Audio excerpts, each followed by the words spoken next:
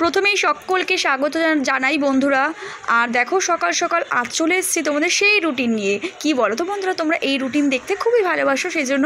আর দেখো সকাল সকাল আমি দেখিয়ে দিলাম আকাশটাকে। আর দেখো এখানে চাউমিন করেছিলাম সকাল সকাল, তো দেখতেই পারলে চাউমিন একটুখানি রেখে দিয়েছি, সবার খাওয়া হয়ে গেছে। আর এদিকে দেখতে পাচ্ছ থানকুনি পাতা নিয়ে আসা হয়েছে। এখানে থানকুনি পাতা 2 আটি নিয়ে এসেছিলো তোমার দাদা। কী বলো তো, তোমার দাদার না মানে পেটটা একটু খারাপ হয়েছে, তো সেই জন্য কী বলো তো বন্ধুরা, একটু গ্যাসও হয়ে গেছে 2 দিন ধরে, তো সেই জন্য থানকুনি পাতা নিয়ে এসেছিলো।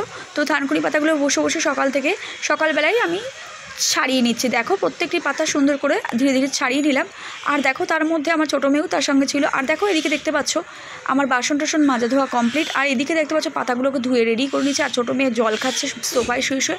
আর দেখো টিভিটা বললো মা কার্টুন চালিয়ে দিলাম। আর এদিকে দেখতে পাচ্ছ চাল ধুয়ে দিচ্ছি, ভাত বসিয়ে দিলাম ফাইনালি চাল ঠাল ধুয়ে। আর দেখো এখানে দেখতে পাচ্ছ থানকুনি পাতাটা মিক্সির মধ্যে বেশ পেস্ট করে নিয়েছিলাম, কাঁচা লঙ্কা আর কালো জিরে দিয়ে একটু পেস্ট করে নিয়েছিলাম। কালো জিরেটা দিলে কী হয় জানো বন্ধুরা, গায়ের ব্যথাটা একটু কম থাকে। তো দেখো বন্ধুরা আমি দিয়ে নিয়েছিলাম। আর পেস্টটাকে আমি ভালোভাবে কড়াইয়ের মধ্যে সর্ষের তেল দিয়ে সাঁতলিয়ে নিচ্ছি।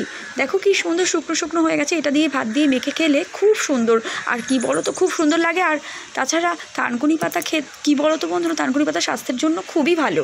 আর দেখো কি সুন্দর হয়ে গেছে। এবার এটা আমি রেখে দেবো, গরম ভাতে খেতে খুবই ভালো লাগবে বন্ধুরা। আর দেখো এখানে উচ্ছেকে কুচিয়ে নিয়েছি, উচ্ছেগুলো আমি উচ্ছে কুচাচ্ছি বলতে পারো।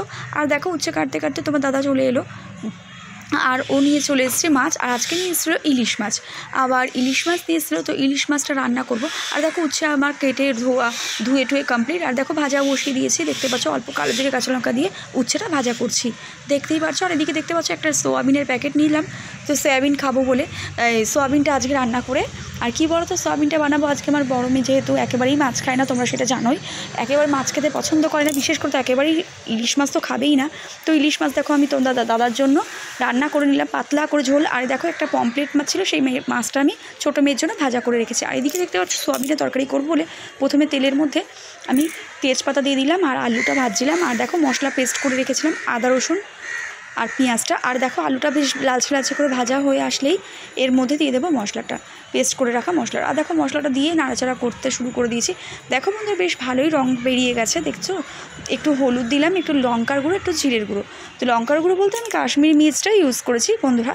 তো দেখো বন্ধুরা, যদিও একটা কথা কি জানো বন্ধুরা, আজকে না একদম আমি হলুদটা ভীষণ কম ছিল, হলুদ একেবারে শেষই বলতে গেলে, ওই জন্য প্রত্যেকটা তরকারিতে একটু হলুদটা কম হয়ে গেছে। আর দেখো চলে এলাম রান্নাবান্না সেরে, স্নান টান সেরে তো চলে এলাম ঠাকুরঘর থেকে ঘুরে চলে এলাম। আর দেখো বন্ধুরা আমার এবার দেখিয়ে দিই, এবার রান্নাঘরে চলে এলাম। তো চলো সকলকে খেতে দিয়ে দিই, সবার খাবার বেড়ে নিই।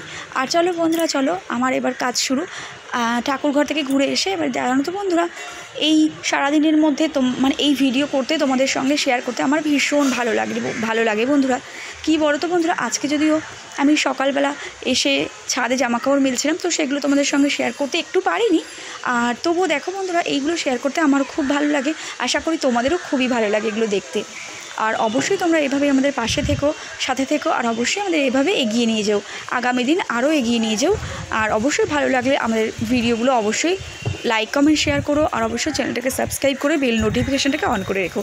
তো চলো বন্ধুরা দেখো আমার এখানে খাবার বাড়ছি। তো আজকে যা খাবার ছিল, আজকে জানো তো তোমরা কী রান্না করেছি, আমি উচ্ছে আলু ভাজা করেছিলাম, সয়াবিন করেছিলাম, আর হলো ইলিশ মাছ আর থানকুনি পাতাটা বাটা করেছিলাম। তো দেখো বন্ধুরা, তো আমার খাবার বাড়ছি তোমার দাদাকে দেবো বলে। তো দেখো খাবার বাড়া হয়ে গেছে প্রায়। এবার দেখো এবার আমি ভালো করে হাতগুলো ধুয়ে নিই। এবার চলো তোমার দাদাকে দিয়ে নিই প্রথমেই, যেহেতু বাড়ির কর্তা, ওকে তো আগে দিতেই হবে, তো ওকেই আগে দিয়ে নিই। তো চলো বন্ধুরা তারপরে আমরা ছোটো মেয়েকে খাইয়ে নেব, তারপরে আমরা খেতে বসবো। আর বড় মেয়ে তো স্কুলে গেছে জানো বন্ধুরা, তো স্কুল থেকে ফিরবে 4:30 ছুটি হবে, তো ফিরতে 4:45, তারপরে এসে ও ভাত খাবে। আর কি বলো তো বন্ধুরা, ও এসে খেতে বিকেল